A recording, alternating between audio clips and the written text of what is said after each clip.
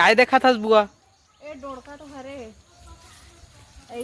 जैसे हर संगवारी हो हमारे घर में ना माने नार है बड़हर पेड़ है इमें ना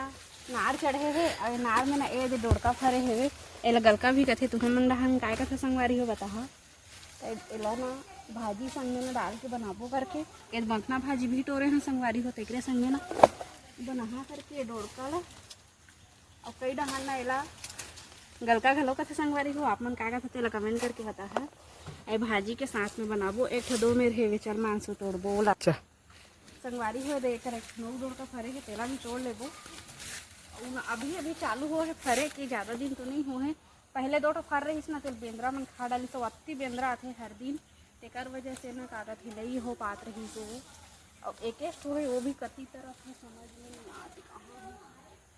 अभी तो देखी हूँ ये दे उन संगवारी हो का बोलते इतना बेंद्रा आते और बेंद्रा का पूरा खा देते और दो ठो फरे तेल बेंद्रा मन खा दी शायद दो ठो मिली से अब एक बार मुनगा भाजी लाना है और मुनगा भाजी मखना भाजी डोड़का सब्जी बनाना है संगवारी हो जाए जोहार।